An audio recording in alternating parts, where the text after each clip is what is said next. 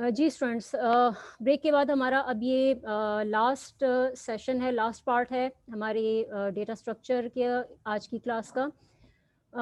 आज की क्लास में हमने क्यू के ऊपर डिस्कशन स्टार्ट की थी। क्यू क्या होता है, उसका बेसिक जो उसके फीचर्स हैं वो क्या हैं, बेसिक ऑपरेशंस क्या हैं, मेमोरी में कैसे रिप्रेजेंट करेंगे, उसके ऊपर हमने बात की। और साथ में हमने डिटेल के साथ देखा कि हम अपने जो मुख्तलिफ आपके जो एलिमेंट्स हैं क्यू के अंदर आप कैसे इंसर्ट और डिलीट करेंगे, और उस केस में आपके जो पॉइंटर वेरिएबल्स हैं उनमें किस तरीके से अपडेशन होगी। क्योंकि यहाँ पे हमारे पास कोई ऐसा मैकेनिज्म नहीं है जिसमें हम कतार में मौजूद लोगों को क्या करें। जैसे कतार में लोग खड़े होते हैं तो एक अगर आगे निकल जाता है तो दूसरा उसकी जगह एक कदम आगे बढ़ा के खुद ले लेता है। तो ऐसा कोई सिलसिला चूंकि कंप्यूटर में नहीं है, तो फिर यहाँ पर हम लेट सपोज अगर मैंने अरे ली है तो यहाँ पे फिर मुझे पॉइंटर वेरिएबल्स चाहिए फ्रंट और रेयर की मदद से। अब टेक्निक यहाँ पे क्या है कि फ्रंट और रेयर की मदद से बेसिकली हम क्या कर रहे हैं, हम अपनी इंसर्शन और डिलीशन को उस अरे में कंट्रोल कर रहे हैं। लेकिन अब उसको हम अरे नहीं कहेंगे, हम उसको कहेंगे कि Q is implemented using linear array, तो हम उसको नाम क्यू ही दे रहे हैं। ठीक है। सो यहाँ पर जो हमने अभी पिछली डिस्कशन की थी उसको हम सम अप करते हैं in the form of algorithms. जो मुख्तलिफ हमने प्रॉब्लम्स देखे, उसका हमने कोई सोल्यूशन डिवाइस किया। अब उन तमाम जो इंडिविजुअल सोल्यूशंस थे उनको हम अब एक पूरी रेसिपी की शक्ल में जो है ऑर्गेनाइज करने की कोशिश करते हैं, जिसको हम कह रहे हैं एल्गोरिथम्स। ठीक है। अब यहाँ पर जो इंसर्शन है क्यू के अंदर फ्रॉम दी रेयर साइड, उसको हम कहते हैं इन क्यू। आप इसको क्यू इंसर्ट भी कह सकते हैं और इन क्यू भी कह सकते हैं, तो मैं यहाँ पे इसको नाम इन क्यू ही इस्तेमाल कर रही हूँ। इस तरीके से जो डिलीशन होगी क्यू में से एलिमेंट जब आप रिमूव करेंगे, बेसिकली अंडरस्टूड होना चाहिए अब कि एलिमेंट की डिलीशन खाली डिलीशन नहीं है, एलिमेंट को क्यू से रीड किया जाता है और फिर उसको हम क्यू में से रिमूव करते हैं। ठीक है। तो उसको हम कह रहे हैं डी क्यू, और हमने उसके लिए क्या कौन सी जगह यूज की है, वो हमारी है फ्रंट। ठीक है। तो फ्रंट पॉइंटर के जरिए हम अपनी एलिमेंट्स जो है डी क्यू में से रीड करके और फ्रंट पॉइंटर को अपडेट कर देते थे। तो इसको हम कह रहे हैं कि एलिमेंट हमारे डी क्यू से डिलीट हो रहे हैं। ठीक है। स्पेलिंग मैं दोबारा कह रही हूँ कि डी क्यू मैं कह रही हूँ। डी क्यू हमने एक टाइप का नाम भी देखा है। यहाँ पे इस डी क्यू जो डिलीशन वाला ऑपरेशन है क्यू के ऊपर, उसकी स्पेलिंग DEQUEUE है। ठीक है। इन क्यू का एल्गोरिथम देखते हैं और वो सारी चीज़ें सम अप करते हैं। लेट सपोज हम इसको प्रोसीजर की शक्ल में इम्प्लीमेंट करें। अगर आप उसको स्टैंड अलोन एल्गोरिथम की शक्ल में इम्प्लीमेंट करते हैं तो भी कर सकते हैं। वहाँ पे उस केस में फिर आपने यहाँ पर एल्गोरिथम वर्ड यूज़ करना है। सो वीक नंबर 5 है तो मैं वहीं से उसको module number 5 let suppose they रही हूँ कि 5.1 में ये हमारा यानी पहला एल्गोरिथम हो गया। प्रोसीजर 5.1 इसका आइडेंटिफाइंग नंबर हो गया। इन क्यू हमारे इस एल्गोरिथम का प्रोसीजर का नाम हो गया। ठीक है। आप क्यू इंसर्ट भी कह सकते हैं। इसमें जो इम्पोर्टेंट आपके जो पैरामीटर्स हैं या आपके जो वेरिएबल्स हैं वो हैं क्यू, जो कि बेसिकली लीनियर अरे है की शक्ल में इम्प्लीमेंट हो रही है। N total number of elements queue के अंदर डिनोट कर रहा है। फ्रंट पॉइंटर वेरिएबल जहाँ से हमारी एलिमेंट जो है वो रिमूव होंगे। रेयर जो कि बैक एलिमेंट जहाँ से एलिमेंट इंसर्ट होंगे उसको पॉइंट करेगा। और आइटम हमारे पास वो वेरिएबल है जो हमने अपने क्यू के अंदर एलिमेंट स्टोर करना है, यानी आइटम के अंदर हमारे पास वो वैल्यू होगी जिसे हम अपनी क्यू में स्टोर करेंगे। So as usual introductory part के बाद देखें थोड़ी सी ब्रीफ हमने एक इसकी डिस्क्रिप्शन दी हुई है अपनी इस एल्गोरिथम के अंदर। सेकेंड पार्ट हमारा जो एल्गोरिथम का है वो बॉडी या स्टेटमेंट्स पर मुश्तमिल है। यहाँ देखिए हमने सबसे पहले स्टेप में क्या किया हुआ है कि हमने कहा था कि जब एलिमेंट आपके इंसर्ट होंगे तो हमने सबसे पहले चेक करना है कि जगह है एलिमेंट ऐड करने के लिए। ऐसा तो नहीं कि भाई कमरा पूरा भरा हुआ है और हम उसमें नए लोगों को बिठाने की कोशिश करें, तो ऐसी सिचुएशन तो नहीं है। ग्लास पूरा भरा हुआ है, उसमें हम मजीद पानी डालने की कोशिश कर रहे हैं, तो ऐसे केस में क्या होगा, ग्लास में से पानी बहेगा ना।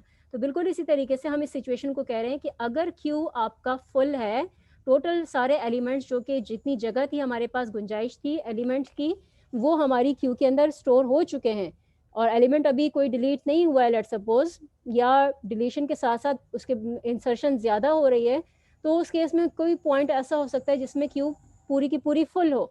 तो वो चीज़ हमने चेक करनी है कि कहीं क्यू फुल तो नहीं है। इसको हम कह रहे हैं ओवरफ्लो कंडीशन। अब देखिए हमने यहाँ पे अस्यूम क्या किया है कि जो एक सिचुएशन हमारे पास आई थी कि अगर क्यू में हम इंसर्शन डिलीशन करते चले जाते हैं, तो एक वक़्त ऐसा आता है जब हम क्यू के आखिरी एलिमेंट की तरफ पहुँच जाते हैं, यानी रेयर जो है वो n को पॉइंट कर रहा होता है, ठीक है? रेयर के अंदर आपका n हो जाता है और फ्रंट लेट्स सपोज़ अभी वो पहले एलिमेंट को पॉइंट कर रहा है, तो उस केस में हम क्या हो गया हमारे पास कि आपके पास जो ये तो ओवरफ्लो होगा, ठीक है? लेकिन ये भी हो सकता है कि आपके पिछले वाले एलिमेंट जो हैं वो रिमूव हो गए हैं और जगह बन गई है, तो अब आप रेयर से जाके रेयर को थोड़ा-सा अपडेट करके बिल्कुल जहाँ पे जो जगह बनी है क्यू के अंदर, वहाँ पे भी एलिमेंट ऐड कर सकते हैं। तो हमने यहाँ पे अपने क्यू को सर्कुलर मार्क कर दिया था। तो यहाँ पे अब जो ये एल्गोरिथम है वो बेसिकली सर्कुलर क्यू को ज़हन में रख के लिखा गया है। यानी हमारे पास है 1, 2, 3 एंड 4 एलिमेंट्स हैं, ठीक है? तो जैसे ही हमारे पास एलिमेंट रेयर की वैल्यू n हो जाती है और यहाँ पे 1 जो है वो खाली है, यानी यहाँ पे लोकेशन मौजूद है, तो हम यहाँ से n से फिर वापस 1 की तरफ भी जा सकते हैं, यानी 4 से हम वापस फर्स्ट एलिमेंट की तरफ भी जा सकते हैं। सो लास्ट एलिमेंट क्यू के लास्ट एलिमेंट तक पहुँचने के बाद हम वापस क्या कर रहे हैं? फर्स्ट एलिमेंट की तरफ जा रहे हैं। इसको हम कह रहे हैं सर्कुलर क्यू। तो हम ये जो एल्गोरिथम लिख रहे हैं, वो हम सर्कुलर क्यू की बेस पर लिख रहे हैं। तो यहाँ पर हमने दोनों देखना है कि अगर एलिमेंट कोई भी डिलीट नहीं हुआ, फ्रंट 1 को पॉइंट कर रहा है, रेयर n को पॉइंट कर रहा है, इसका मतलब है क्यू फुल है, ठीक है? तो ये पहली सिचुएशन आ गई कि फ्रंट अगर 1 है और ठीक है एंड आपका यहाँ पे इस्तेमाल हो रहा है, उर्दू वाला मैंने यहाँ पे और का है, रेयर जो है उसकी वैल्यू n हो चुकी है, ठीक है? ये दो कंडीशंस है, अगर यहाँ से भी ट्रू आता है और यहाँ से भी ट्रू आता है तो एंड क्या देगा? फाइनल नेट रिजल्ट उसका क्या आएगा? एंड का ट्रू आएगा, ठीक है? एंड मुझे क्या देगा? ट्रू देगा जब दोनों, अगर दोनों जगहों से ट्रू आ गया इफ को मिलेगा ट्रू। लेकिन अगर front let suppose front element जो है वो आपका ये है, फॉर एग्जांपल डिलीशन के लिए 1 डिलीट हो चुका है तो अब फ्रंट इसको पॉइंट कर रहा है, तो फ्रंट इसमें अब 1 नहीं है, इसका मतलब है यहाँ पे अभी जगह मौजूद है। रेयर अलबत्ता n है, ठीक है? तो उस केस में आपकी front is equal to 1 false हो जाएगा, rear is equal to n true हो जाएगा। तो एक फॉल्स एक ट्रू हो गया, या ये भी हो सकता है कि rear is equal to n ये फॉल्स हो जाए और ये कंडीशन ट्रू हो जाए। तो दोनों में से अगर कोई एक भी फॉल्स होता है या दोनों फॉल्स होते हैं तो एंड क्या देगा? फॉल्स देगा, ठीक है? तो एंड के लिए दोनों कंडीशंस का, उसकी लेफ्ट और राइट दोनों कंपैरिजंस का, दोनों कंडीशन का रिजल्ट ट्रू होना जरूरी है, तब एंड जो है आपको क्या देगा? ट्रू देगा। सो ये आपने जहन में रखना है। सो ये हमने पहली कंडीशन इंप्लीमेंट की, एक सिचुएशन, ये तो हमारी आम नॉर्मल जो क्यू है, ठीक है, जब हम 1 से n तक जाते हैं। लेकिन अगर मैंने सर्कुलर क्यू बनाया है अपना इसका, तो हो सकता है कि लेट सपोज मेरे पास ये फ्रंट है, ठीक है, यानी मेरे पास देखें फ्रंट एलिमेंट ये है, रेयर जो है आपके पास ये वाला आ गया है। तो अब यहाँ पर आपके पास क्या सिचुएशन आ रही है? मे बी आपके पास यहाँ पर लेट सपोज हम यहाँ पे कहते हैं कि हमारे पास एलिमेंट जो है वो बैकवर्ड जो है क्यू के अंदर मौजूद हैं। तो उस केस में फिर हम एक दूसरी कंडीशन लगाएंगे कि क्या फ्रंट को हम चेक कर रहे हैं कि क्या फ्रंट की वैल्यू रेयर प्लस 1 तो नहीं है। मसलन अगर रेयर के अंदर 2 है, ठीक है, 2 प्लस 1 हो जाता है 3 और फ्रंट ऑलरेडी 3 को पॉइंट कर रहा है, ठीक है, फ्रंट जो है ऑलरेडी 3 को पॉइंट कर रहा है और रेयर पॉइंट कर रहा है 2 को। तो उस केस में देखें आपके पास क्या हो जाएगा? उस केस में आपके पास फ्रंट और रेयर की वैल्यू सेम हो जाएगी, यानी रेयर में है 2, 2 प्लस 1 होके क्या हो जाएगा? 3 और फ्रंट जो है वो पॉइंट कर रहा है 3 को। तो ऐसे केस में भी हो सकता है आपके पास क्यू जो है वो फुल होगा, यानी यहाँ पे भी एलिमेंट है, यहाँ भी आपके ऑलरेडी एलिमेंट मौजूद है, मसलन आपके पास ए, बी, सी और डी। हमने सर्कुलर क्यू बना हुआ है, उसमें आपकी इंसर्शन इस तरह हुई है कि फ्रंट जो है वो 3 को पॉइंट कर रहा है, रेयर बैकवर्ड आके यहाँ से फिर ए बी इंसर्ट करने के बाद 2 को पॉइंट कर रहा है, ठीक है, उसके अंदर एड्रेस 2 है। तो अब अगर इस सिचुएशन में हम देखें तो अब भी मेरे पास क्यू क्या है? फुल है। लेकिन अब इसमें देखें फ्रंट 1 नहीं है, रेयर n नहीं है, बल्कि क्या हो रहा है कि रेयर में अगर हम 1 प्लस करें तो मेरे पास एग्जैक्टली मुझे फ्रंट का एड्रेस मिल जाएगा। तो अब अगर ये दोनों सिचुएशन आ रही हैं, यानी ये एक्सप्रेशन सॉल्व करें और फ्रंट की वैल्यू सेम आती है, तो इसका मतलब क्या है? क्यू फुल है। ये होगी कंडीशन, ये क्यू फुल कंडीशन आपकी सर्कुलर क्यू के लिए है, ठीक है। ये सर्कुलर जो नेचर है ना, हम यहाँ से चेक कर रहे हैं, इसको इस कंडीशन की बेस पर चेक कर रहे हैं। तो अगर ये कंडीशन ट्रू हो गई, ठीक है, अब इस कंडीशन के ट्रू करने के लिए ये इसका भी ट्रू होना जरूरी है और इसका भी ट्रू होना जरूरी, क्योंकि इसके बीच में है एंड, और यहाँ पे हमने इस्तेमाल किया है और, ठीक है, यानी या तो ये पूरी की पूरी कंडीशन ट्रू रिजल्ट देगी या ये वाली कंडीशन जो है वो आपको ट्रू रिजल्ट देगी। अगर ये रिजल्ट ट्रू हो जाता है, तो इसका मतलब है दोनों में से या तो ये ट्रू हो जाए या फिर ये ट्रू हो जाए। इसका मतलब है क्यू फुल है। अगर क्यू फुल है तो क्या करो, मैसेज प्रिंट कर दो ओवरफ्लो और प्रोसीजर से एग्जिट कर जाओ, क्योंकि हम नया एलिमेंट इंसर्ट नहीं कर सकते। लेकिन अगर ओवरफ्लो नहीं है तो फिर क्या करना है, फिर उस केस में जो है आपकी यहाँ पे जो वैल्यू है हमने चेक करनी है कि फ्रंट नल तो नहीं है। अगर फ्रंट नल है तो फिर हम क्या करेंगे, फ्रंट को 1 कर देंगे और रेयर को 1 कर देंगे। इसका मतलब है कि क्यू मेरे पास एम्प्टी है। अगर फ्रंट की वैल्यू नल है तो इसका मतलब है क्यू एम्प्टी है। ठीक है, क्यू अगर एम्प्टी है तो फिर फ्रंट को भी 1 करेंगे और साथ में रेयर को भी 1 करेंगे। अगर ये सिचुएशन नहीं है तो फिर हम एक और कंडीशन चेक करें, कहीं रेयर एन तो नहीं है। ठीक है, सर्कुलर क्यू के लिए अगर रेयर एन है तो फिर हम क्या करेंगे, रेयर को वापस 1 सेट कर देंगे, यानी हम यहाँ पे क्यू को सर्कुलर बना रहे हैं। लेकिन अगर ये कंडीशन भी फॉल्स हो जाती है तो फिर फाइनली ऑप्शन क्या बचता है कि हमने सिंपल रेयर के अंदर एक इजाफा करना है और वापस रेयर में स्टोर कर देना है।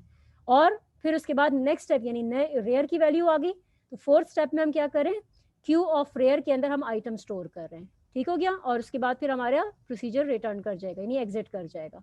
तो ये होगी हमारे पास एलिमेंट की इंसर्शन। सो एलिमेंट की इंसर्शन हो गई। इसी तरीके से बिल्कुल इसी पैटर्न पर आपकी क्यू की डिलीशन मौजूद है। डिलीशन में क्या होगा, आपके पास डी क्यू है, उसी तरह हमारे पास इसके पैरामीटर्स हो गए।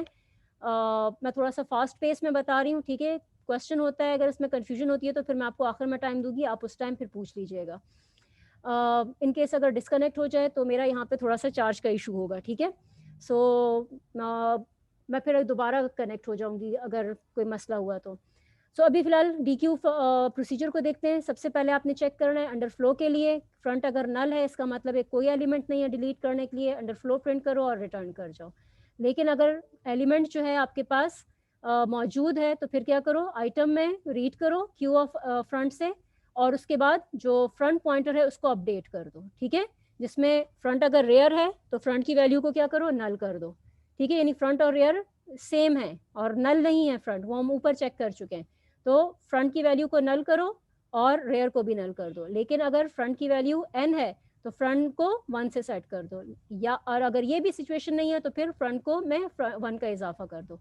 और यहाँ से जो है आपने अपना क्या करना है, प्रोसीजर एंड कर देना है। ठीक है, सो यहाँ पर जो है ये लेक्चर का सेशन मैं स्टॉप कर रही हूँ।